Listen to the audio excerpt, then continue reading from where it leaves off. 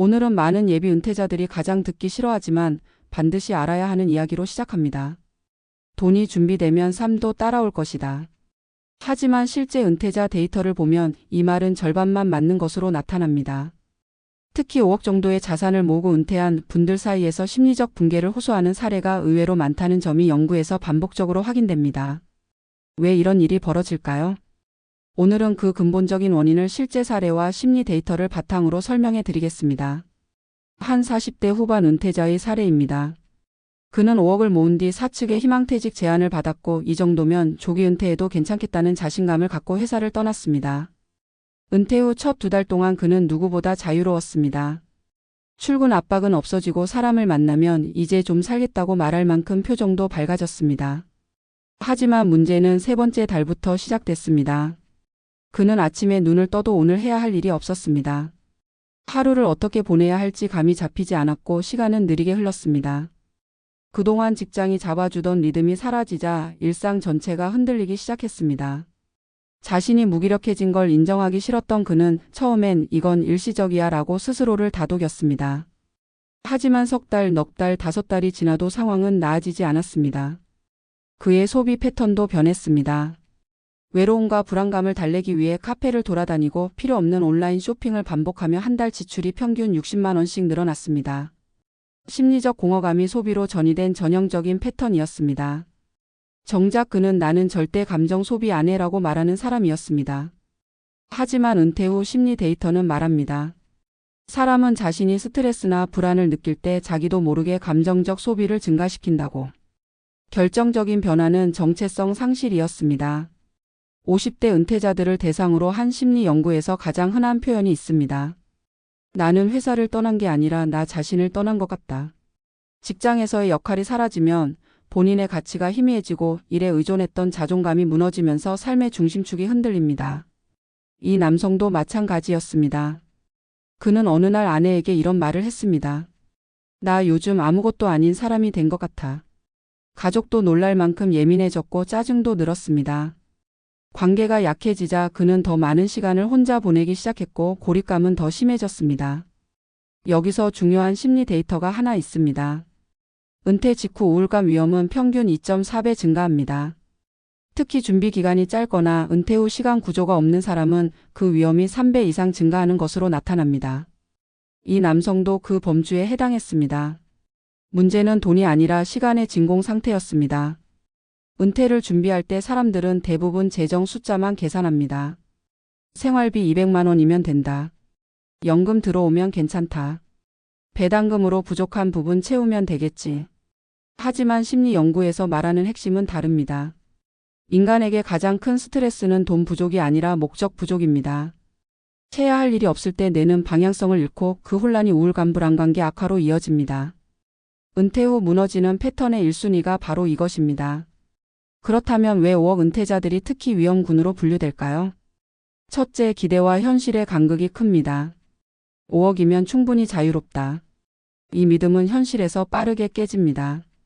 심리적 어려움을 겪어도 내가 왜 이러지? 나는 준비됐는데라는 자책이 따라오면서 문제를 더 키웁니다. 둘째, 5억은 절묘한 금액입니다. 많은 사람에게 할 수 있을 것 같은 수치이지만 실제로는 30년 이상의 시간을 감당하기엔 불안한 금액입니다. 여유롭지도 않고 그렇다고 절대적으로 부족한 것도 아니라서 오히려 더 혼란이 큽니다. 애매한 여유는 가장 큰 불안을 만듭니다. 셋째, 사회적 역할 상실 충격이 크게 나타나는 구간입니다. 직장인의 역할이 사라진 뒤 이를 대체할 취미 관계, 일과를 충분히 준비하지 않은 경우 공허감은 빠르게 심화됩니다. 결과적으로 이 남성은 1년 만에 다시 구직 시장으로 돌아왔습니다. 하지만 40대 후반을 향해 가는 비퇴직자 시장은 그가 은퇴 당시 기대했던 만큼 따뜻하지 않았습니다. 재취업 시도는 계속 실패했고 그는 나는 이제 어디에도 속할 수 없다는 감정을 호소했습니다. 이 이야기는 한 개인의 실패담이 아닙니다. 최근 심리은퇴 분야의 여러 데이터가 말하는 전형적인 패턴입니다. 돈이 부족해서 무너지는 것이 아니라 삶의 구조가 사라져서 무너지는 것. 재정은 숫자이지만 심리는 시스템이라는 것. 그 시스템이 무너지면 어떤 자산을 갖고 있어도 삶은 균열된다는 점이 반복적으로 확인됩니다. 여기서 우리가 얻을 수 있는 교훈은 분명합니다. 은퇴는 돈으로만 해결되는 프로젝트가 아닙니다. 은퇴는 삶을 다시 설계하는 두 번째 인생 공사입니다. 재정 계획은 그 설계도 중 하나일 뿐이고 심리적 구조와 일상의 루틴, 관계의 복구, 역할의 재구성이 함께 갖춰져야 진짜 안정된 은퇴가 완성됩니다. 5억이 중요한 게 아니라 그 돈 위에 어떤 삶을 설계하느냐가 더 중요합니다. 시간을 어떻게 쓰고 누구와 연결되고 어떤 의미를 만들며 사느냐가 은퇴의 명운을 결정합니다.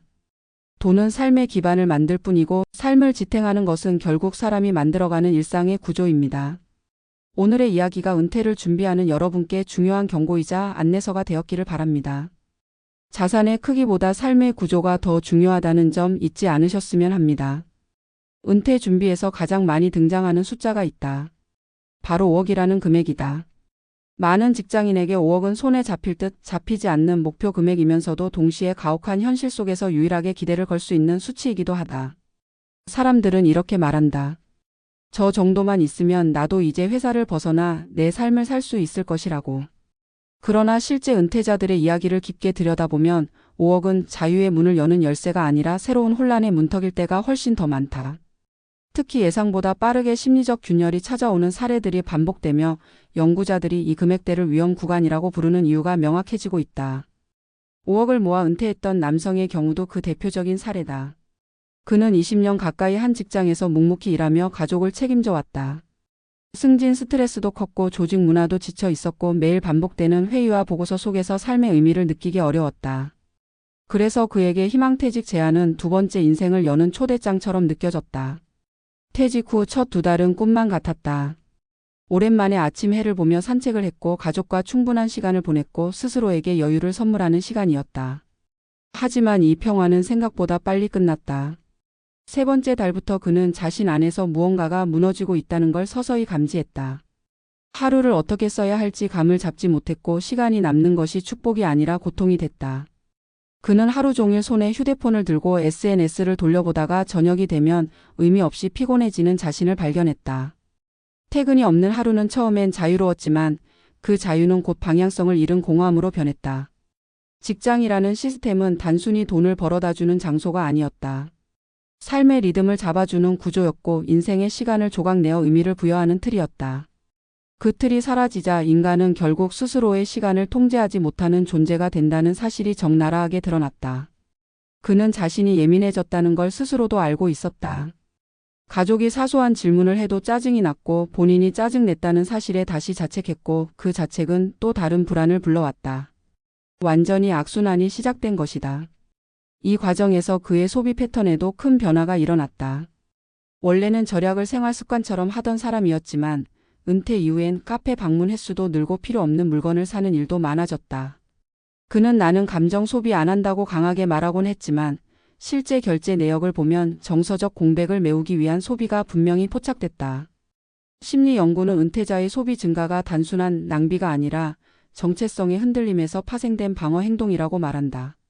일을 하지 않을 때 생기는 불안은 인간의 존재 가치에 대한 위협으로 이어지고 이를 잠시라도 잊기 위해 감각적 자극과 즉각적인 만족을 찾아가는 것이다. 즉각적인 보상이 필요해지는 이유는 뇌의 스트레스 반응이 지속적으로 작동하기 때문이다. 돈을 버는 행동이 사라지면 소비는 일종의 대체 행동이 된다. 하지만 이 대체 행동은 재정을 위협하고 재정 불안은 다시 심리적 불안을 불러오며 결국 두 불안이 서로를 키우는 구조로 흘러간다. 특히 5억 은퇴자들의 공통적인 오류는 돈만 있으면 된다는 믿음만 준비하고 그 돈으로 살아갈 일상의 구조는 준비하지 않았다는 점에 있다. 사람들은 자산 규모를 기준으로 은퇴 가능 여부를 판단하지만 실제로 은퇴의 지속 가능성을 결정하는 것은 시간 관리와 역할의 재정립이다. 어느 연구에서도 가장 먼저 붕괴되는 것은 통장이 아니라 정체성이라고 강조한다. 자신을 규정하던 직업 역할이 사라지는 순간 인간은 스스로를 어떻게 바라봐야 할지 모르게 되고 이 혼란이 우울감과 무기력으로 이어질 때 삶 전체가 불안정해진다. 은퇴 직후 우울감이 평균 2.4배 증가한다는 심리 데이터가 바로 이 지점을 말해준다. 특히 준비 기간이 짧거나 업무 중심적 삶을 오래 살아온 사람일수록 충격은 3배 이상 강해진다. 이는 단지 감정적인 어려움이 아니라 신체적 변화로도 이어진다.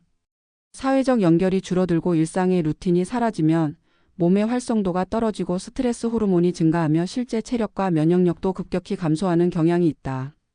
많은 은퇴자가 퇴직하고 갑자기 몸이 약해졌다고 말하는 이유도 여기에 있다. 돈의 유무가 몸을 움직이지 않는 것이 아니라 심리적 방향성의 유무가 몸의 활력을 결정하기 때문이다. 이러한 변화는 주변 관계에서도 심각한 충돌을 일으킨다. 사람은 불안할수록 타인에게 날카로워지고 가장 편한 관계일수록 갈등이 더 많이 발생한다. 은퇴 후 관계에 어려움을 겪는 사람들의 절반 이상이 내가 예민해졌다는 걸 아는데 고칠 수가 없다고 말한다. 자신도 낯선 자신의 모습과 마주한 상태에서 타인과 안정적인 소통을 하기란 쉽지 않다. 역할의 균형이 무너지면 관계의 역동도 깨진다. 부부 관계에서 한쪽은 여전히 바쁜데 다른 쪽은 시간이 남아돌면 삶의 리듬이 엇갈리고 감정의 온도도 달라진다. 은퇴 후 갈등이 증가하는 이유는 바로 이 비대칭성 때문이다. 5억 은퇴자들이 특히 심리적 불안에 흔들리는 이유는 기대와 현실의 간극 때문이다.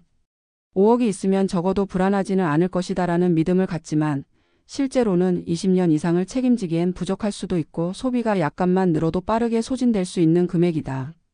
이 애매한 여유가 문제다.